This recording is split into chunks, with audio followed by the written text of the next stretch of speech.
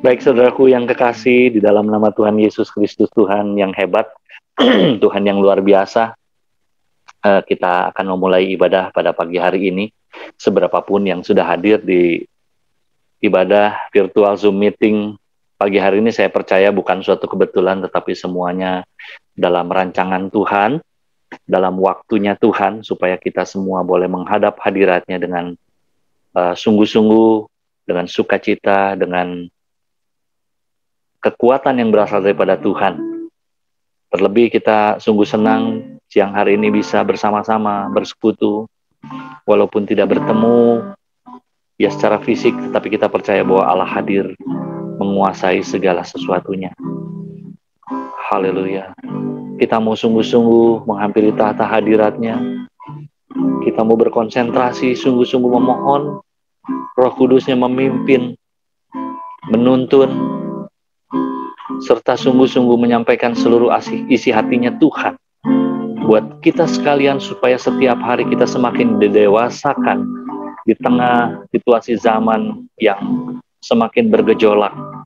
Ini memperingatkan kita semua untuk bisa berjaga-jaga, tetap teguh berdiri di dalam iman, kokoh di dalam pengharapan, serta tetap mengempartasikan kasih Kristus yang sudah lebih dulu mengasihi kita, mengasihi saudara dan saya, dengan tidak pernah ada batasnya. Sebab pengorbanan dan pengampunannya sempurna, dan janjinya itu ya dan amin sampai selama-lamanya bagi setiap orang yang berharap padanya. Haleluya. Glory Yesus. Haleluya. Tinggikan namamu, tinggikan namamu Yesus Tuhan. Kaulah Rajaku, Kaulah Tuhanku, Kaulah penebus dosaku. Kau berikan yang terbaik bagi setiap kami.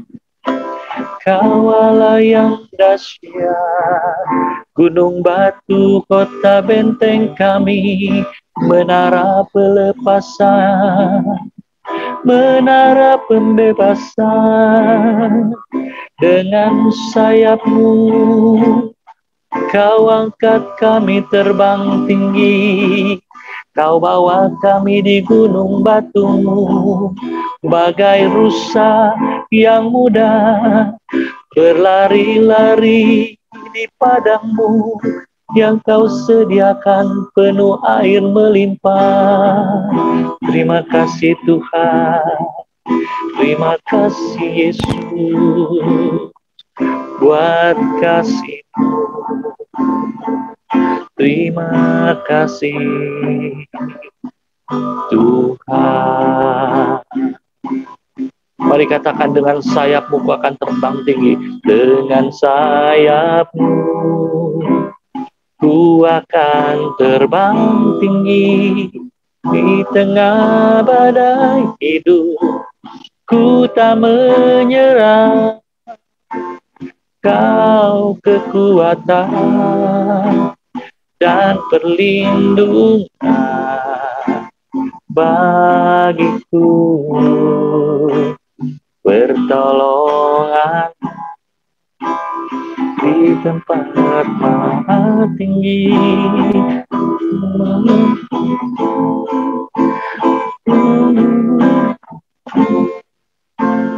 Kau kekuatan dan perlindungan bagiku, Rajaku. Seperti rusa yang haus, rindu aliran sungai-Mu.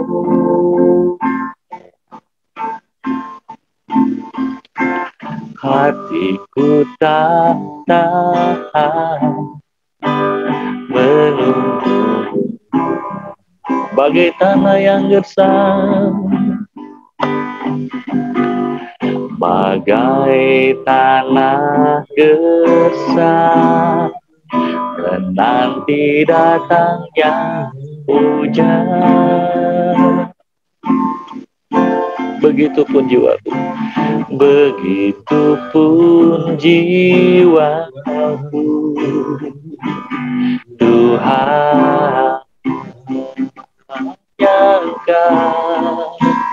hanya Engkau pribadi yang mengenal hatiku.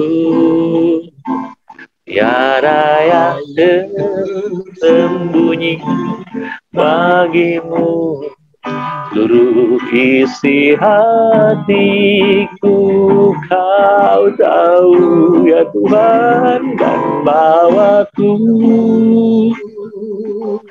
lebih dekat, untuk lebih dekat lagi padamu.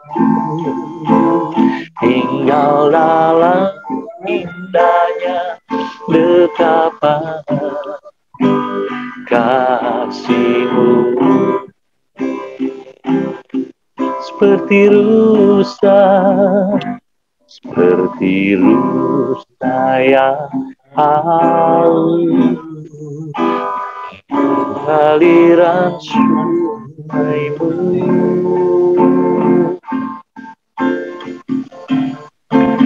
Hatiku tak tahan menunggu. Haleluya.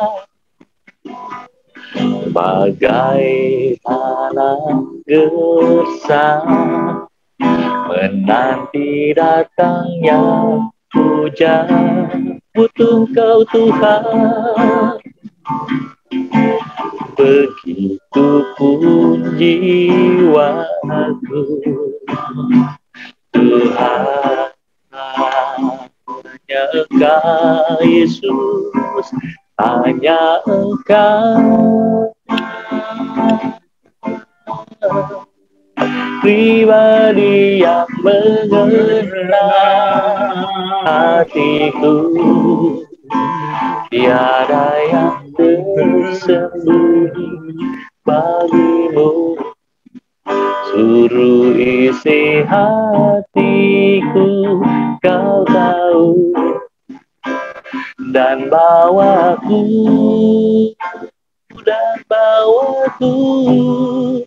untuk lebih dekat lagi padamu. Tinggal dalam indahnya dekapan, tinggal dalam indahnya dekapan, tinggal dalam indahnya dekapan kasih-Mu. Haleluya.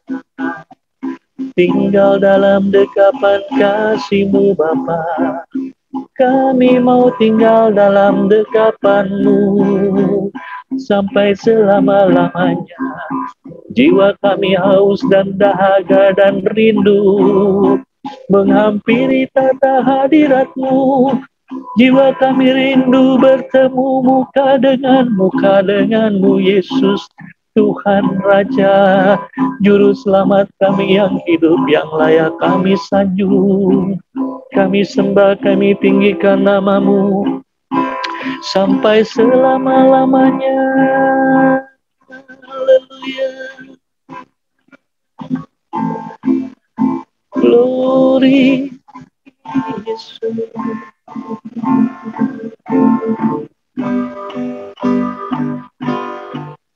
Bapa,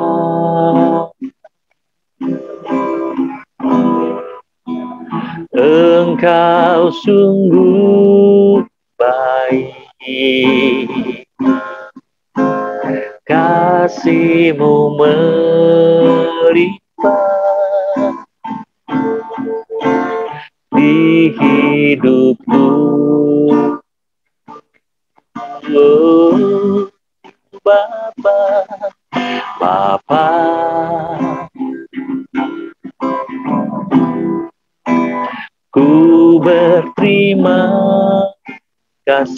terima kasih Yesus Tuhan.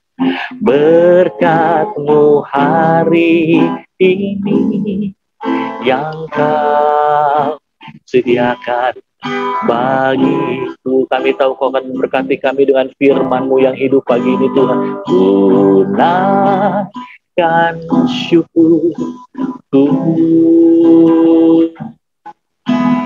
buat hari yang Kau beri. Terima kasih Tuhan, tak habis-habisnya kasih dan rahmat-Mu benar Tuhan, selalu baru dan tak pernah terlambat pertolongan. Besar setia di sepanjang hidupku. Besar setiamu Tuhan, besar setiamu, besar setiamu, besar setiamu, besar rahmat-Mu, besarlah rahmat-Mu, besar kebaikan-Mu, besar kebaikan, besar setia di sepanjang hidupku. Amin Tuhan, haleluya. Glory bagi kehebatan kerajaan-Mu. Kami naikkan glory Yesus Tuhan. We bless you Lord with my soul. Amen. Haleluya. Bapa, urapi setiap kami Tuhan pagi hari ini. Kami sungguh rindu Tuhan akan isi hati-Mu. Supaya kami makin mengerti, makin paham atas rancangan-rancangan-Mu bagi setiap kami. Urapi hamba-Mu Pak Lukman yang akan menyampaikan pengajaran kebenaran firman-Mu. Dan ingatkan saudara-saudara kami yang lain yang belum bergabung pagi hari ini supaya bisa bersama-sama bersekutu dengan kami Tuhan. Mohon tuntunan-Mu ya Tuhan. Roh Kudus, tolong pimpin waktu ini. Demi Kristus Yesus Tuhan kami menaikkan ucapan syukur dan doa kami. Haleluya. Haleluya, yang percaya di setiap tempat kita masing-masing kita katakan, kita ucapkan. Amin. Haleluya. Pak Lukman, waktu saya persilahkan. Makasih Pak Rudi, makasih semua. Sama-sama, makasih Pak. Saudara-saudara, ya Yosia ya baru pertama kita ketemu. Nanti ya, tolong, nanti saya pindah ke HP ya. Iya. Pagi hari ini saya tergerak untuk mengupas tentang skenario zaman akhir tercatat di Alkitab, juga dari berita-berita dunia yang terjadi pada hari-hari ini. Kita tidak bisa menyimpulkan langsung. Sorry, sebelumnya saya beritahukan, kita menyimpulkan langsung dengan satu persepsi pandangan yang terlalu sempit. Tetapi nanti secara garis besar saya akan bukakan Yesaya, Daniel, apa yang terjadi di dunia pada hari-hari ini sampai ke Wahyu. Setidaknya kita memiliki gambaran. Memang nggak ada urusan kalau soal politik, soal dunia, itu nggak ada urusan sama kita. Kita bukan orang politik, kita bukan pemimpin negeri.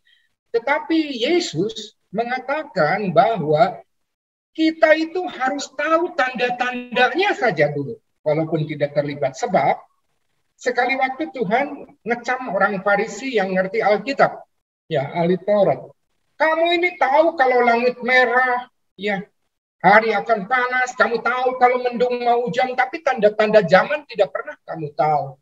Jadi artinya pemahaman dalam kebenaran firman Allah, Alkitab yang kita selidiki, yang kita terus menjadi bahan perenungan saat teduh kita, itu bukan satu buku yang terpisah dengan apa yang terjadi pada hari-hari ini. Jadi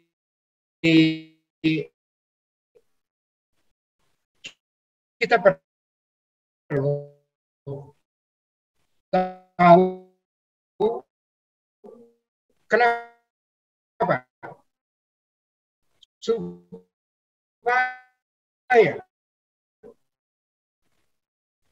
iman kita semakin ditantang untuk temanya itu sudah ditentukan temanya itu adalah behavior of the last day, perilaku zaman akhir. Ini menarik sekali, sangat menarik ya, dan membedakan.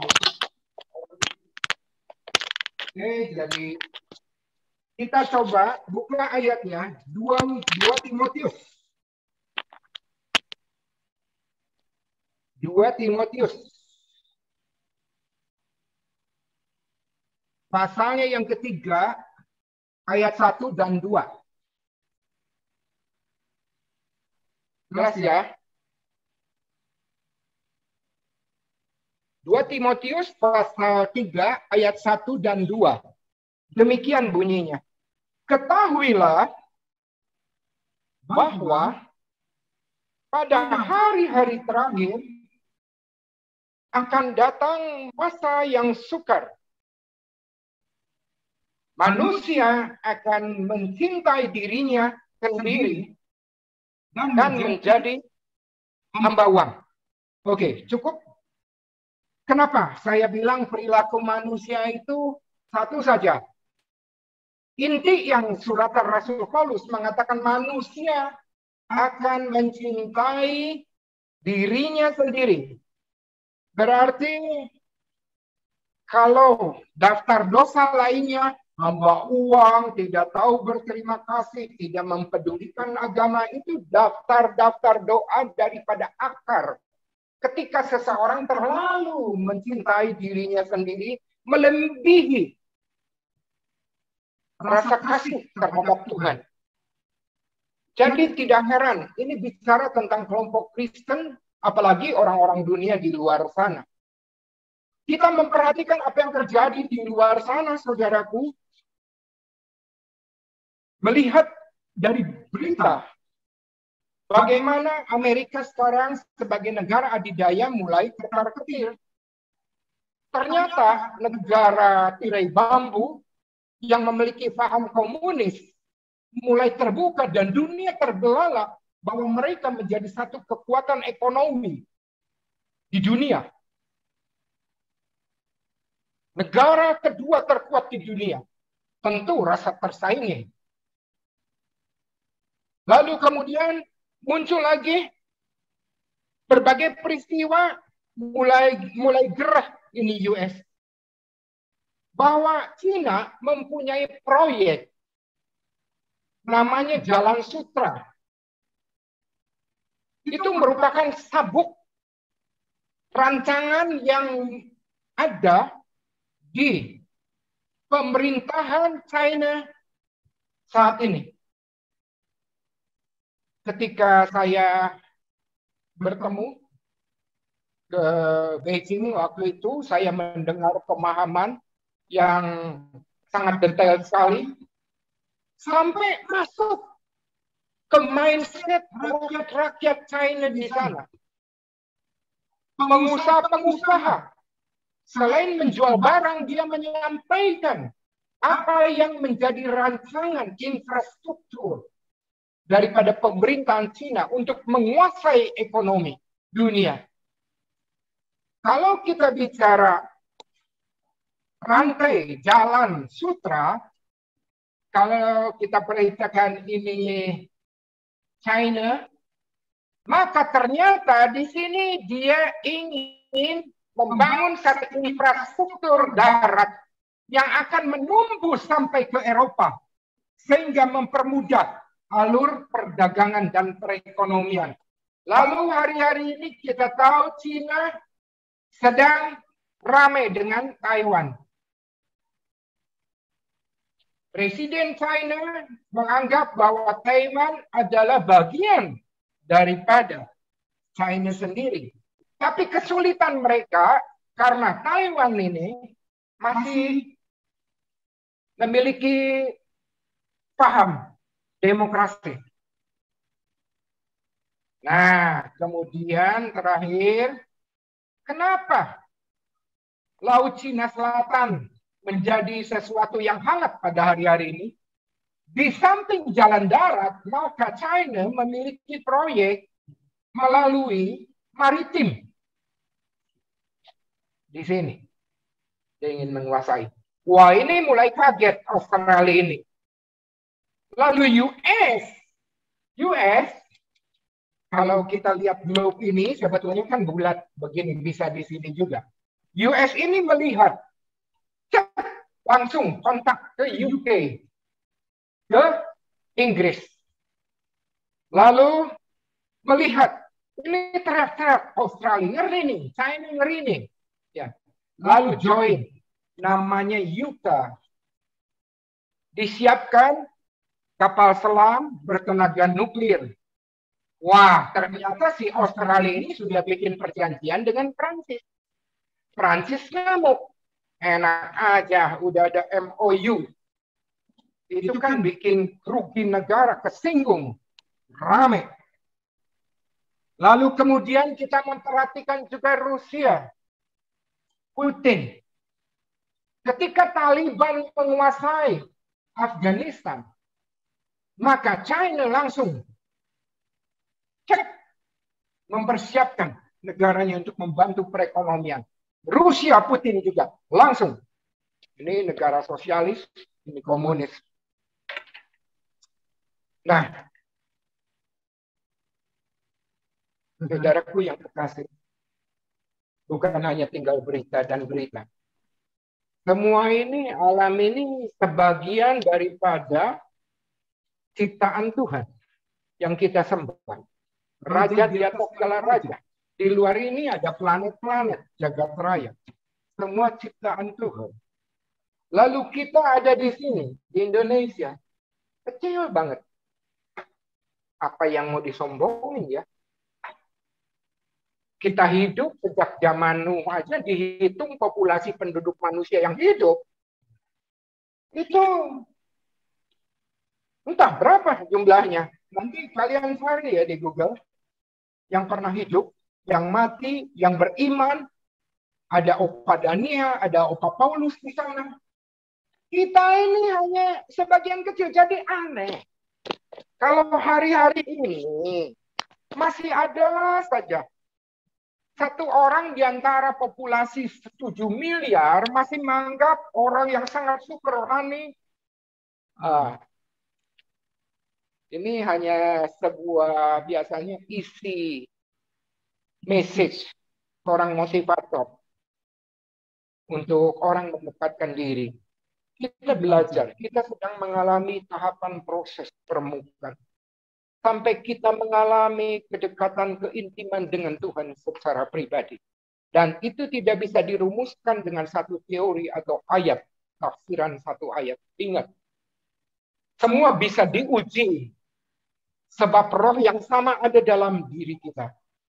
Kejadian di dunia juga bisa diuji. Lalu kalau berbicara tentang hawa nafsu daripada pemimpin-pemimpin dunia. Sementara pandemi COVID-19 begitu hebat, meluas. Sekarang sebaran tertinggi di Rusia. USA masih mengalami, Singapura. Aduh, ini kalau kita pikir mau kemana ini dunia? Bicara tentang kehidupan, kita persempit skala kita sendirilah. Indonesia ini kan utang. 6.000 triliun jual obligasi pemerintah. Stimulus perpajakan disampaikan oleh Menteri Keuangan, Ibu Sri Mulyani. untuk memudahkan roda perekonomian sehingga tidak memberatkan para pengusaha di bidang perekonomian. Tapi hari-hari ini kita tahu bahwa ada pengesahan undang-undang perpajakan. Kenapa? RAPBN berat menanggungnya. Dengan stimulus itu maka masukan dari sektor perpajakan sangat berkurang. Lalu digenjotlah. Kemana digenjotnya? Yang saya sangat nyesek, jujur hari-hari ini. Itu petugas-petugas pajak, apalagi petugas madya, KPP Madya dan Pratama, semua menggelontorkan surat kepada wajib-wajib pajak yang sudah memiliki NPWP. Namanya dalam istilah perpajakan itu intensifikasi. Kepada orang-orang yang sudah memiliki NPWP disurati. Terus saya mikir, dapat surat, saya baca. Loh, ini kok dia bukan cek sendiri, kan sistemnya sudah ada, data kan sudah ada online. Ya, tercantum di surat pelaporan, tapi masih nanya, seolah-olah lempar-lempar. Lalu kemudian mulai protes, berbicara. Ini yang sudah wajib pajak patuh, ini dihajar, dikorek-korek sampai ke lubang semut. Lalu mulai muncul ide bahwa NIK, nomor induk kependudukan, nomor KTP saudara dan saya sudah disahkan oleh DPR. Itu merupakan nomor daripada NPWP secara tidak langsung. Begitu Pak Rudi ya?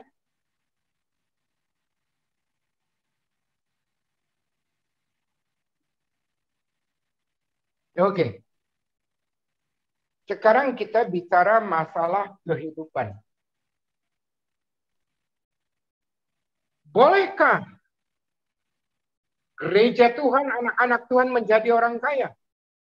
Jelas, tegas, tanda seru, boleh. Tetapi kalau keinginan dan hawa nafsu kita dikuasai, ambisi tak terkendali untuk menjadi kaya, itu keliru. Sebab barang siapa yang ingin menjadi kaya, ia akan jatuh. Dan dari sumber harta itu akan merembet banyaknya akar-akar kejahatan. Itu kata firman Tuhan. Lalu bagaimana? Hikmat Tuhan apa yang harus kita kerjakan? Sementara kita butuh uang. Kita harus menjalani kehidupan sehari-hari. Kita bukan hanya mencintai diri sendiri. Seperti saya, seorang kepala keluarga, apapun juga sudah married, saya harus biayai istri dan anak-anak. Jangan katakan semua gampang. Kadang-kadang terlalu berat sampai tidak bisa bicara. Istri bukan seorang pengusaha karyawan. Anak masih kuliah. Saya hanya bisa berdoa, berteriak sama Tuhan aja. Teriak, nungging-nungging. Sertifikat sudah di bank. Karena saya bermain pinjaman bank. Saya menderita sekian tahun harus bayar bunga. Karena ulah. Ya, kita nggak bisa salahkan apapun. Kadang-kadang itu juga kebodohan saya. Tapi Yesus mengajarkan murid-muridnya, ikatlah mamon. Artinya manajemen keuangan itu sangat penting. Saya harus belajar. Saya tidak bisa menghakimi orang lain yang sudah mempermainkan saya dalam bidang keuangan atau usaha. Tetapi saya lupa ajaran Tuhan. Ikat mamon, manage mamon, kendalikan mamon. Saudara bekerja, saudara berusaha, ingin memiliki keuntungan yang besar, luar biasa. Saya percaya Tuhan menyertai selama hatimu tidak tercemari oleh ambisi yang tidak terkendali, tetapi bisa memanage harta, uang yang Tuhan percayakan. Ini sangat-sangat penting. Apalagi untuk kalangan anak muda, sehingga para orang tua yang sempat mengalami hal yang negatif, Itu jangan sampai menjadi pengalaman yang sama bagi kalian, khususnya anak-anak muda yang sedang berjuang.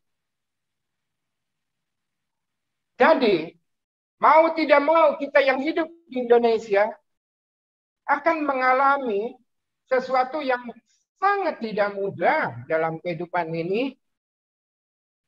Kita tahu standar PTKP memang cukup kalau untuk seorang 4,5 juta berbulan. Cukup. Tetapi untuk sebuah keluarga kecil saja sudah tidak cukup. Hati-hati. Dan kalau kita diberkati Tuhan melimpah. Melimpah itu artinya kalau ada satu gelas diisi air, airnya sampai meluap. Saudara akan memberkati sesama. Dan itu baik. Oke. Kunci perekonomian, tanda kesulitan ekonomi adalah tanda terakhir yang Tuhan sampaikan di dalam kitab Wahyu. Bagaimana sampai sulitnya resesi dunia, maka akan muncul tokoh yang menggunakan tanda 666. Ada jual beli. Tanpa memakai tanda itu kita nggak bisa berdagang, bukan nggak bisa makan ya. Ingat, kita dipelihara Tuhan. Ini kan keluarga yang sangat disayang Kristus. Lalu bagaimana dengan kejadian semua ini? Yang terjadi melalui berita, kita dengar, kita baca tentang USA. Alkitab mengatakan, sebelum koran menerbitkan berita, firman Tuhan lengkap kehidupan sepanjang abad manusia. Sampai dalam kekekalan itu menjadi satu buku yang harus memasuki alam pikiran kita dan dipraktekkan menyentuh kepada seluruh akses kehidupan kita. Sebab tentang negara-negara tersebut, tentang apa yang terjadi itu sudah tercatat sejak minimal abad ke-6 sebelum Masehi. Sekarang tahun 2021. Berarti sudah kurang lebih 2.700 tahunan. Anda bisa membayangkan hebatnya firman Tuhan. Di mana saya akan sampaikan sepintas saja. Kalian boleh catat untuk menyelidiki di rumah. Sangat menarik perhatian adalah ketika saya membaca kitab Daniel. Yehezkiel dulu. Yehezkiel, Daniel ya. Yehezkiel. Di situ berbicara tentang penghukuman pada waktu bangsa Israel masuk dalam pembuangan. Tapi pasal 37, Israel, bangsa Israel yang terbagi dua, utara dan selatan, yang satu disebut Israel, yang satu disebut negara Yehuda. Ada satu nubuatan yang disampaikan melalui Nabi Yehezkiel, dua negara itu bagai dua papan yang terpisah menjadi satu. Ini bukan karena perbuatan tangan manusia. Kapan digenapi? 15 Mei 1948. Anda juga bisa membayangkan ini terjadinya nubuatan ini 2000 tahun lebih. Israel berdiri kembali menjadi satu negara. Itu penggenapan. Sejak saat itu, 1948, sekarang 2021, adalah penting, saudaraku, untuk kita belajar bersama-sama mengupas apa yang tertulis di dalam kitab Yehezkiel pasal 38. Selanjutnya, sejak Israel menjadi sebuah negara, maka kita memperhatikan ada satu penglihatan. Ada satu yang dikatakan Gog di tanah Magog. Kalau kita berbicara dan melihat peta, maka saudaraku, Magog itu memang tidak jelas lokasinya di mana. Di tanah Magog. Kemungkinan itu ada salah satu negara. Ya. Berpengaruh. Kalau ini Israel, maka negara atau penduduk Magog, Mesek dan Tubal disebutkan. itu akan join. Nah, itu kita tahu dengan Ethiopia, Persia, lalu akan memasuki tanah perbe atau tanah perjanjian. Mereka akan menyerang bangsa pilihan. Ini tanda. Lalu kemudian memang Tuhan izinkan semua terjadi. Dan tepat di tanah perjanjian ini, Tuhan bertindak melindungi bangsa pilihannya. Semua akan mengalami permusnahan. Tujuannya supaya bangsa Yehuda, bangsa Israel melihat kebesaran Tuhan dan seluruh penduduk bumi akan memuliakan Tuhan. Sebab Tuhan ingin menyatakan kemuliaannya. Berarti sudah terlalu luka terhadap perilaku umumnya penduduk dunia. Yang kedua, kita memperhatikan juga kitab Daniel. Sekali waktu Raja Babel Nebukadnezar bermimpi tentang patung. Dia gelisah. Apa ini? Daniel dipakai Tuhan menafsirkannya. Yang pertama disebutkan kepala dari emas. Itu berbicara tentang kerajaan Babilonia. Lalu step yang kedua itu dari perak. Dada dan lengan dari perak. Perut dari tembaga. Kedua, paha dan kaki dari besi campur tanah liat. Kemudian ada satu batu yang terlempar ke kaki dan membuat patung itu roboh. Ini berbicara tentang kerajaan-kerajaan dunia yang menguasai sebagian besar wilayah seputar sini. Sampai Mesopotamia. Itu berbicara tentang wilayah India dan lain sebagainya. Luar biasa firman Tuhan. Saya kagum. Benar, saudaraku. Lalu, ketika Daniel berdoa hadapan Tuhan, dia bisa menafsirkan mimpi. Kemudian datang lagi satu penglihatan tentang empat binatang. Ini bicara tentang negara, ini bicara tentang politik. Jadi jangan menutup mata anak-anak Tuhan terhadap geopolitik. Jangan terlalu kita anti. Kita perlu tahu tanda-tanda zaman. Ada 4 binatang. Gambaran 4 kerajaan sejak dari Babilonia, Media Persia, dada dari perak, lalu kemudian perut itu ya adalah gambaran daripada Yunani. Salah seorang kaisar Yunani, jenderal siapa itu? Alexander the Great kalau nggak salah, masih muda, jago perang, masih muda sudah meninggal. Dan dia menguasai melebarkan seperti macan itu gerakannya hebat. Lalu kemudian masuk kepada kerajaan yang keempat setelah Yunani terbagi muncul kembali akhirnya kerajaan Romawi. Nah pada waktu Yunani berpecah, lalu kemudian terbagi dari 4 kekaisaran, muncul ada seorang tokoh yang bernama Antiochus Epiphanes yang keempat. Dia menginjak-injak bait Allah. Dia menganiaya orang-orang Tuhan. Ini adalah gambaran antikristus yang Daniel ungkapkan di dalam kitab Daniel. Mulut mata yang menyombongkan. Jadi pernah terjadi. Dan ke depan akan muncul lagi lebih hebat. Lalu nanti saudara kalau baca kitab Daniel juga saudara akan menemukan penglihatan lain. Tentang domba jantan, kambing jantan. Dan Kita melihat Daniel pasal 12, akhir daripada kitab Daniel. Daniel sampai rebah, fisiknya nggak kuat terima penglihatan dari Tuhan. Zaman sekarang orang ngomong seenaknya.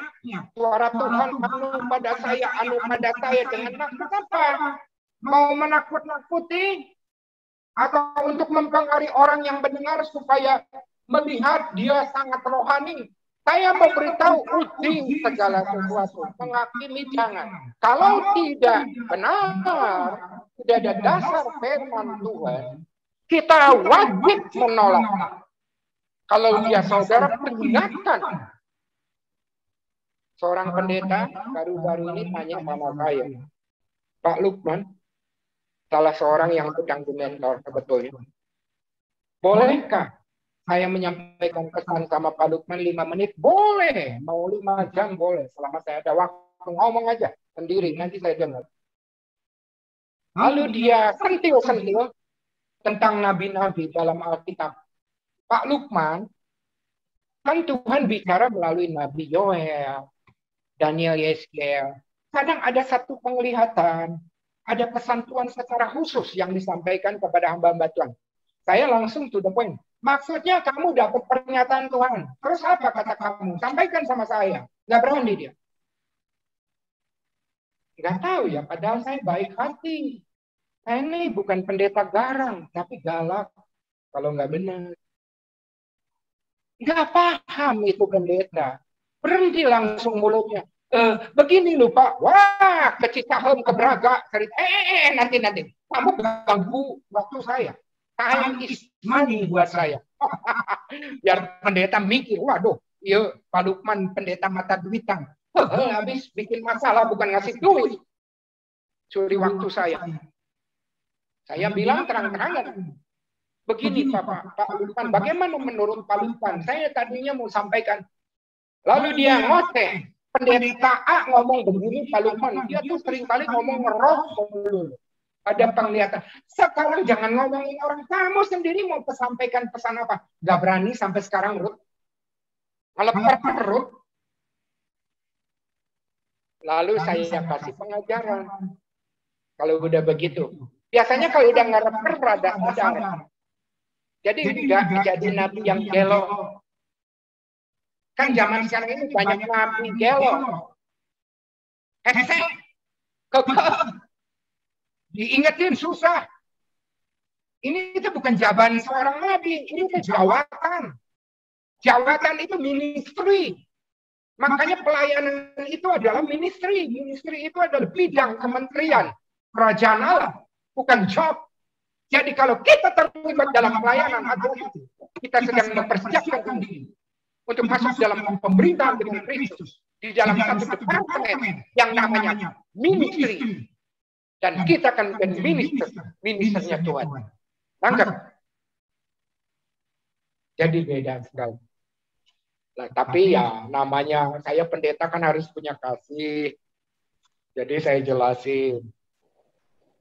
Tepatnya jam 11 malam pada tahun 98-an, ketika saya sudah melayani pekerjaan Tuhan, saya khotbah, ada seorang pendeta dari Kalimantan, saya ajar dia, memberikan pemahaman.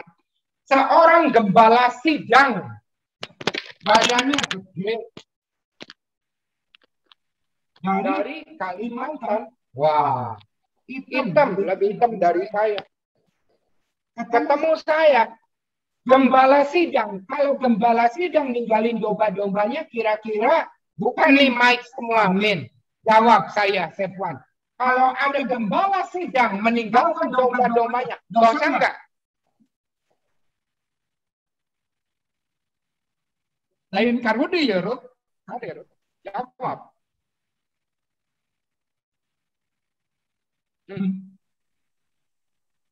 Nah, gembala sidang dari Kalimantan meninggalkan domba-dombanya. Karena dapat penglihatan dari Tuhan. Walah mabok ya Tuhan naon deui. Jam 11 malam ketemu saya, dia cerita. Saya kan di Bandung. Pak Panji, saya mendapatkan pernyataan Tuhan bahwa saya harus ke Aceh. Hah, kenapa ke Bandung dulu kalau ke Aceh dari Kalimantan? Kalau kita lihat Kalimantan di sini, ke Aceh mah tuh langsung mereka dia kudu ke Bandung lah. Ongkos 2 kali lipat, Pak. Saya harus ketemu seorang di Aceh. Di Aceh itu ada seorang anak Tuhan melambai-lambaikan tentang saya. Ah, iya jiplakan sisa Rasul. Saya udah langsung tahu, saudaraku. Saya Paulus, pengalaman Paulus. Hai Paulus, begitu itu benar kalau Paulus. Ini kan aneh. Terus saya tanya, di Aceh itu siapa namanya? Yang gapai-gapai Bapak. Oh, itu Tuhan tidak beritahukan ke saya, Pak. Lah, terus nanti Bapak ke orang Aceh, yang mana yang cari ini? Kalau misalkan di satu rumah ibadah agama lain, pas Jumat banyak yang begini, berarti semua manggil Bapak loh. Nggak bisa diuji. Aneh. Tapi saya diem, takut menghakimi. Gede awaknya bising saya didengket. Lalu kemudian saya tanya, desanya apa? Nggak tahu, Pak. Nggak diberitahu. Lah, terus Bapak ketemu saya, Lukman Panji diberitahu malaikat nggak? Buatnya nekat. Dia nggak bisa jawab. Entah Pak, saya pikir sebelum ke Aceh saya harus ke Bandung dulu. Oke, Pak dari Bandung nanti saya berangkat harus naik apa ya? Kalau misalkan ke bandara, oh Bapak mau naik pesawat di Jakarta, ya sudah. Dianterin ke saya ke Kebun Kelapa. Karunya oke mikir-mikir, berewe ongkos sampai ke Jakarta bus kota kumpul. Selanjutnya memulai kirim tiket ke Aceh. Pak ya, jam 12 malam saya anterin Kebun Kelapa. Ini salah satu pengalaman di antara sekian banyak pengalaman. Lebih gila lagi loh saya ngalami. Jadi hati-hati yang namanya aneh-aneh tuh. Harus diuji. Jangan takut. Orang Kristen sekarang ini karismatik apalagi mudah dibodoh-bodohin. Aneh. Terlalu mudah dimakan oleh berita sensasi. Ketika saya KKR di kota Solo, ada satu tim ikut saya. Lalu seorang pendoa. Kenabian. Sebelum saya khotbah, saya bilang, lu bersaksi dulu. Gua malu sama pendeta dan jemaat di sana dan majelis. Lalu dia bilang begini dalam kesaksian. Tuhan memberitahukan saya. Nanti Pak Harto, Presiden Pak Harto akan begini-begini. Dia akan gini-gini. Tuhan beritahukan kepada saya. Tapi saya tidak akan beritahukan pada saudara-saudara siapa orangnya. Ayah deh Nabi Nuh itu. Jika tukang sulap di Tegalega, Rudi. Liar orang teh. Aduh. Saya mau stop susah. Mau gelontor. Namanya pendoa. Sok morowetnya sorongan. Gogorowokannya pendoa Kristen kan begitu. Teriak sendiri. Gak kasih kesempatan Tuhan ngomong. Bukan komunikasi doanya. Apa saya? Kira-kira 20 menit. Aduh, saya sampai liur, lenang ya. Langsung saya khotbah juga dipaksain lah. Saya perpendek khotbah. Habis khotbah saya minta maaf sama gembala dan majelis. Nyaho rada kaganggu konslet. Intinya apa? Tidak bisa menata hidup. Jadi ekonomi penting. Kehidupan perlu seimbang. Kalau enggak ngawur. Ya. Pernyataan-pernyataan yang seperti itu harus lewat. Saudara jangan takut untuk menguji. Keluarga JPUTAC adalah orang-orang yang memiliki kepekaan karena bermodalkan ketulusan hati. Honestly. Dan ini akan semakin merebak di zaman akhir. Saya mau beritahu hari-hari menjelang akhir ini lebih ngeri. Sampai seperti malaikat dengan satu mujizat spektakuler. Jangan main-main. Nanti ya saya sambungin. Lebih ngeri. Daniel pusing. Tuhan bilang, Daniel tutup meter ikan. Di meter ikan itu disegel. Nah, kalau ini buku diginiin, diikat, ditutup, dipacking, Lalu disegel di meterai itu sah. Cep, cep. Kayak raja, kayak presiden dikasih cap. Gak bisa dibuka. Kamu tidur. Daniel, beristirahatlah. Sampai nanti, pada hari kebangkitan orang mati, kamu akan mendapat bagianmu. Pada tahun 586 sebelum Masehi, kitab itu ditutup. Tetapi pada kira-kira tahun 60-70 sesudah Masehi, firman Tuhan datang kepada Rasul Yohanes. Buka meterai. Lalu Yohanes melihat, kalau kita baca kitab Wahyu pasal 1 sampai pasal terakhir, pasal 22, di situ diuraikan ada satu runtutan. Meterainya ada 7. Jangan ditutup lagi. Buka meterai itu, Yohanes. Dibuka. Ada 7 meterai. Pada meterai yang ke-7 ada 7 sangkakala. Tiuplah sangkakala. Prit, prit, prit. Malaikat meniup. Pada sangkakala yang ke-7 ada 7 murka Tuhan. Di situ kan ada penyakit, ada kelaparan, ada peperangan, macam-macam tafsiran daripada para pendeta. Saya langsung mau menunjuk kepada akhirnya. Yaitu ketika cawan bokor murka Allah, malaikat yang kena menumpahkan cawan itu, maka akan ada satu skenario. Apa yang terjadi Gog dan Magog, bangsa-bangsa dari negeri timur, kalau Alkitab kan di sini, di Yerusalem, nabi-nabi. Jadi sebelah timur, sebelah sini. Akan ada bangsa-bangsa dari timur bergerak masuk. Memasuki tanah perjanjian. Lalu dari sini juga akan datang ke tanah perjanjian. Dan Tuhan akan menghimpunkan semua bangsa di sini. Wahyu pasal 16 ayat 16, nggak usah dibuka ayatnya, cukup catat. Sebelum peristiwa itu ada 3 roh najis. Yang pertama yang disebut Satan, si ular tua, yaitu naga. Ular yang sudah kolot banget sejak zaman Adam dan Hawa, masih hidup terus tuh sampai tahun 2021 dan sampai nanti akhir pemusnahan. Lalu yang kedua, mengimpartasikan kuasa setan itu kepada binatang yang keluar dari dalam laut, muncul gambaran tokoh antikris.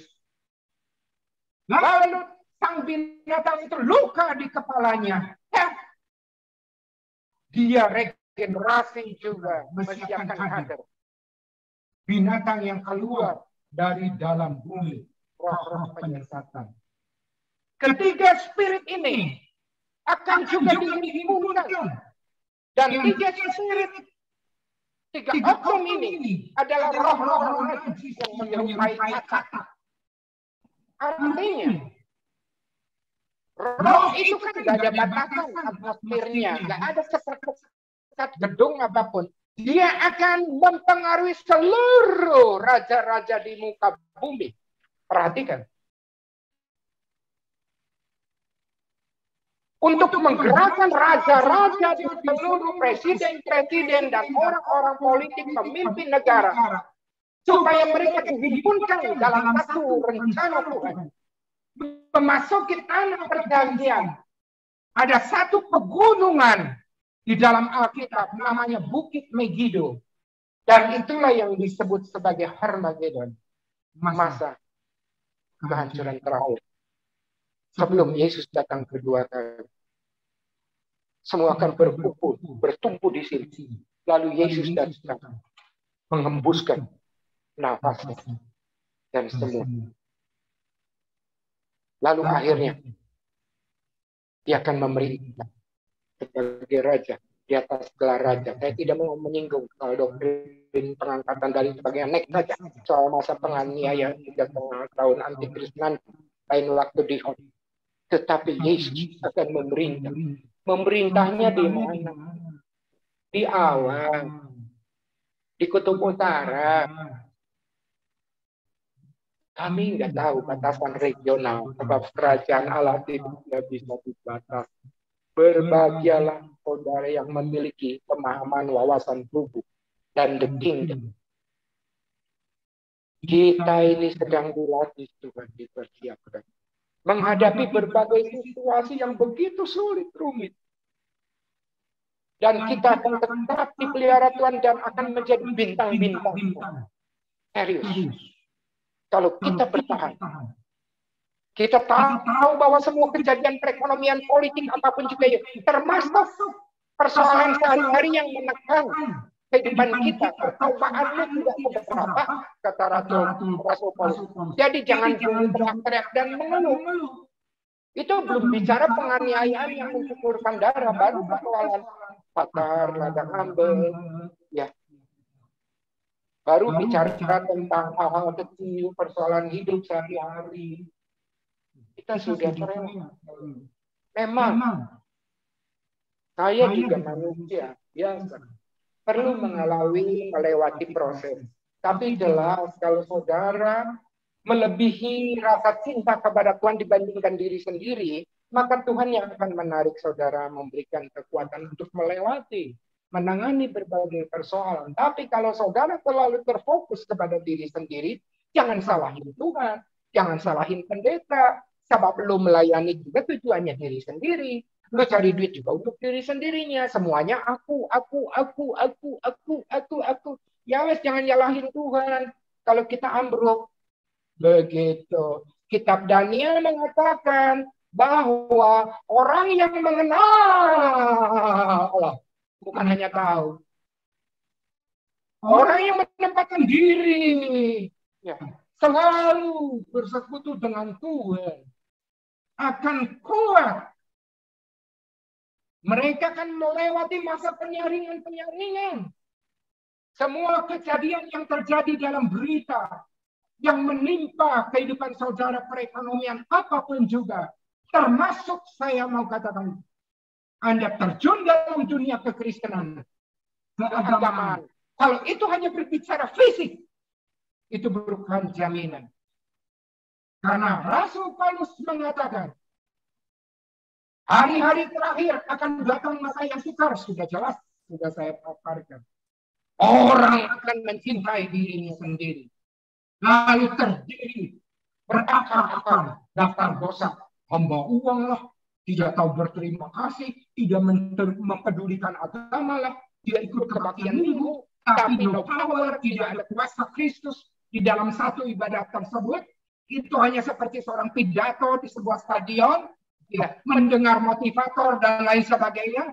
No have the power from Christ. Saya mau beritahu, walaupun online ini, Anda adalah orang-orang yang sudah lagi dicari dan lain.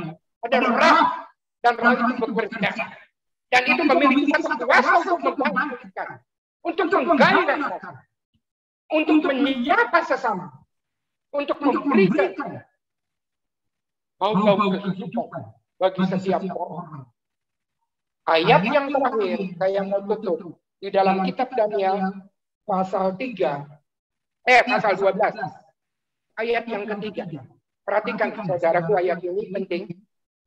Ini ayat akhir. Nanti saya mau berikan waktu 2 menit aja, tanya kalau ada yang kurang jelas, boleh saya lengkapi. Mungkin saya juga terbatas dalam penyampaian. Daniel 12 ayat yang ketiga. Dan orang-orang bijaksana akan bercahaya seperti cahaya cakrawala. Dan yang telah menuntun banyak orang kepada kebenaran seperti bintang-bintang. Coba lihat dulu wajah kalian udah pada mandi belum? Calon bintang film sorga ini harus ganteng, cakep-cakep semua. Oke? Seperti bintang-bintang, tetap untuk selama-lamanya, tidak pernah jadi tuir. Hebat ini bintang film, muda terus, forever young, fresh terus. Ini bintang film sorga. Ada tahapannya. Dan orang-orang bijaksana, siapakah itu orang-orang bijaksana? Orang-orang bijaksana digambarkan oleh Kristus. Bahwa itu adalah orang yang mendirikan rumahnya di atas batu. Bukan di atas pasir. Sudah dihitung bangunannya. Ya, anggarannya jelas. Punya wise hikmat. Lalu kemudian siapa lagi? Ini bicara tentang 5 Mega Yuliawati yang bijaksana. Di antara 10 ada Eva, ada Mega, ada Hean, ada Mimin. Pokoknya itulah. Mimin bukan gadis yang bijaksana, ibu bijaksana. Ganti kata gadisnya ya, Min. Nah, itu akan ada cadangan persediaan minyak. Itulah orang-orang yang bijaksana. Jadi bukan sembarangan. Bukan yang hanya duduk mingguan. Terdaftar jadi anggota gereja. Hati-hati. Orang-orang bijaksana itu ya dipimpin dalam kehidupannya oleh wisdom. Wise, hikmat. Yang datang. Yang membuat kita bisa menerjemahkan apa yang harus kita lakukan. Sesuai dengan ajaran Tuhan. Nah, orang bijaksana ini akan semakin bercahaya. Bright. Seperti cakrawala. Jadi, Lukman yang hitam sudah nggak kelihatan. Yang kelihatan adalah radiasinya. Amin. Saya pikir inilah yang dimaksud sebagai impartasi spiritual from Christ. Impartasi bukan dari manusia, tetapi impartasi langsung dari roh yang bekerja dalam diri orang-orang gereja Tuhan yang bijaksana. Dia akan percaya bright. Sampai gular. Tiap Lukman bright. Potensi gitu. Susah dipakai mic. Ya. Kalian tidak akan melihat Mimin lagi. Kalian tidak akan melihat Rudi lagi. Kalian tidak akan melihat Sekuat lagi. Apalagi Lukman. Kalian akan cahaya menuju rembang benar. Seperti cahaya cakrawala. Cakrawala itu tidak dibatasi oleh diri Lukman yang ada di satu ruangan atau berdiri. Itu hebat. Meradiasi, menular. Dan kalau saudara dipercaya 1 jiwa atau 2 jiwa, firman Tuhan mengatakan, dan yang telah menuntun, membimbing, menegur, menasehati, memelihara, menjagai, care, orang banyak, memberitakan kabar baik. Lolos jadi bintang film sorga. Amin. Saya serahkan Pak Rudi. God bless you all.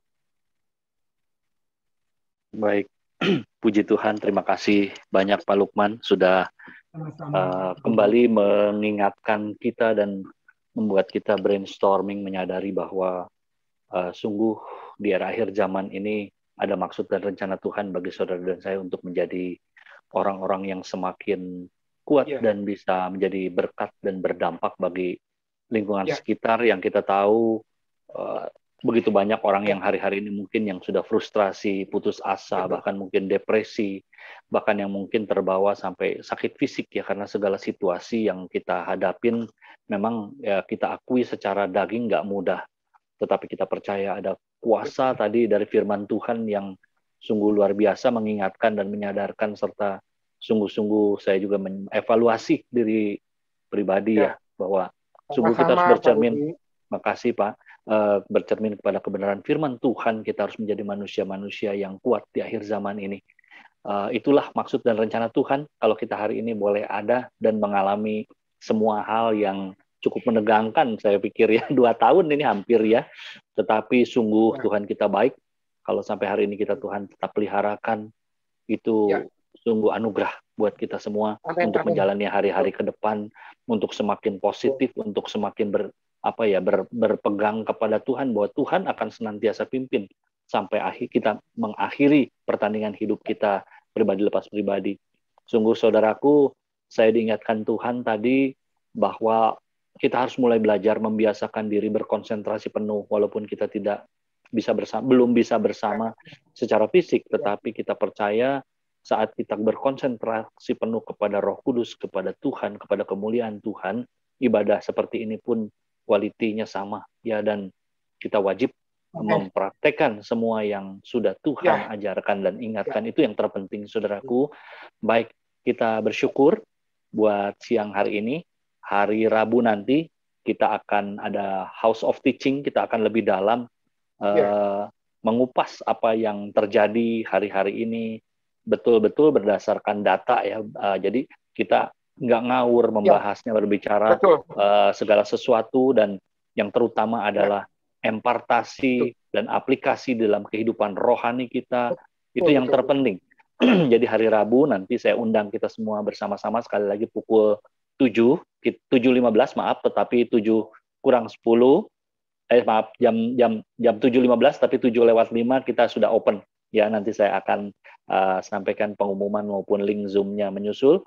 Di situ kita akan bisa berinteraksi lebih luas, supaya kita bisa membuka wawasan pikiran kita dengan terang kemuliaan Kristus, tentunya tidak cupet, dan kita juga tidak memegang yang istilah Yop itu bahwa firman Tuhan itu bukan kata-kata yang mati. Nah, itu yang sangat penting saudaraku ya, bahwa firman Tuhan itu hidup dan kita harus menghidupi di dalamnya, dan kita harus hidup di dalamnya bersama-sama dengan Kristus.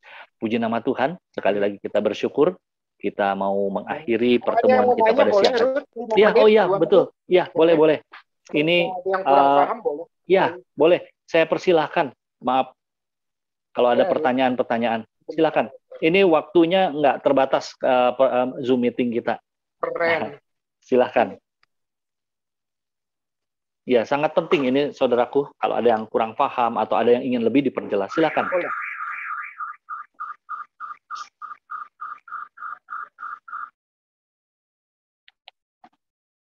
Kalau nggak ada ya sudah ya. Puji Tuhan, nggak capek saya tuh Garut. Puji Tuhan ya. Ya. Tapi ada satu hal Pak Lukman yang saya tangkap sungguh luar biasa dari 2 Timotius tadi ya, 2 Timotius 3.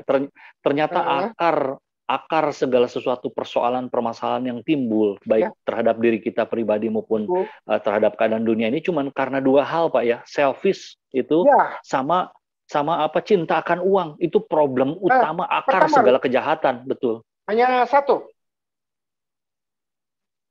sebetulnya. Dalam bahasa aslinya itu hanya mencintai diri sendiri. Oh, I see. Saya enggak. Ya, hamba uang karena ya kita mencintai diri sendiri. Dampaknya salah satu dampak ya. Di bahasa Indonesia di bahasa Indonesia dua itu akarnya. Tapi rupanya supaya makin jelas, ini maksud saya, pertanyaan saya adalah betul-betul selfish ya. Betul. Cinta diri sendiri. Jadi ini mengingatkan kita betul loh, di akhir zaman sungguh luar biasa, ngeri ini. Ya, mencintai diri sendiri itu dampaknya ternyata kemana-mana, itu kayak akar serabut. Berakar. Akar serabut. Betul, puji Tuhan. Kita diingetin. Tuhan memberkati kita sekalian. Kita akan mengakhiri pertemuan siang hari ini. Haleluya Yesus. Bapa, terima kasih. Bapa,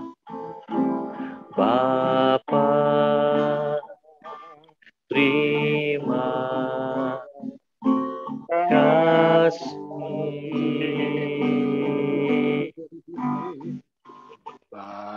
Bapa di dalam surga,